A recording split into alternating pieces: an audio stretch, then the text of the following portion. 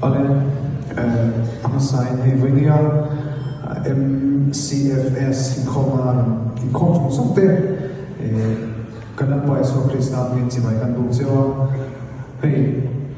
ualpa te Grace Tools and Travels Tezara Singapore anan sina India pon hoi kan sin chona nia anu ka ti le mai hei India pon hoi kan sin chona Singapore mai le khona te pathian faka zai dwa mi so me zeri ya lu ka ti le mai ka hoi ka akira kan soilen zer dwa ko India pon hoi kan sin chona Vietnam kasaya tidak sesuatu ini kan itu lagi kalau kita tidak banyak itu apa itu kalau tu kan sih versi dua itu dia kita ni asal kita pun boleh kita pergi doa ini kok ini lain pun kan ni so dia kan cuma kasaya dan dia kan kasaya versi ribut terlalu dia ini dia nama saya sebagai referensi kan doa Salai di zon, salai di daerah, salai di seluruh Depok ya. Depok ira apa itu lah, Depok ira dulu ini kan, kemudian seluruh Cina di Depok, apa kita Cina, ada yang kita komen kita, saya bilang, kalau kita tiada, itu kan boleh kan, soal kan sama, so ini kita pasti kan sama, masa soal saya lagi kan. More than I was about kay Pompe na sa amin.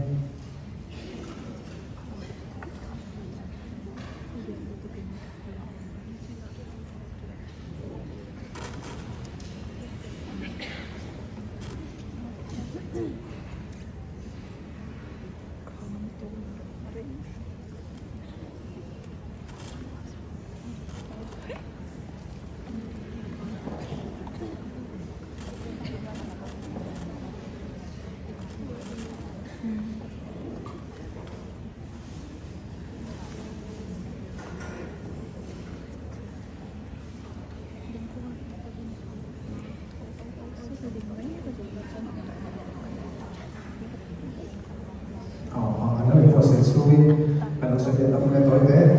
ini Singapura kan sina ilo mai tiap apa ya Indo lebih siap pun buat ada kakos atau film di Asia, poin ketiga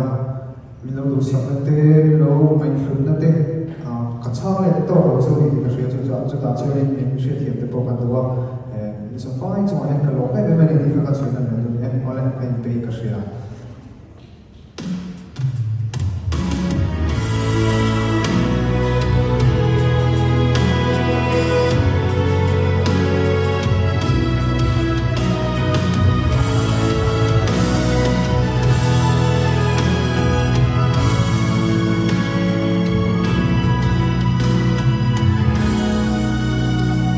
Kasuang tua na thindung katsak na zongte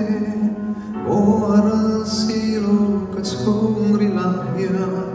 ti sathil ti kharava ti lum na da o inushia ti ravagin long tu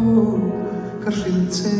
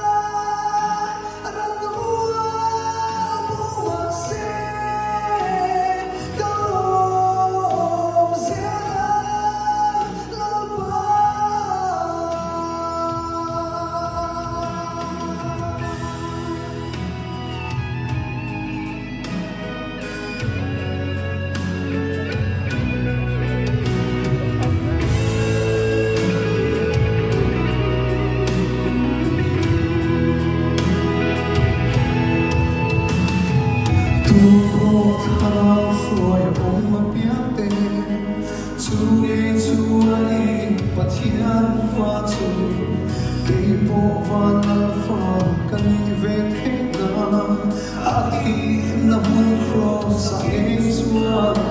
ka inpumpe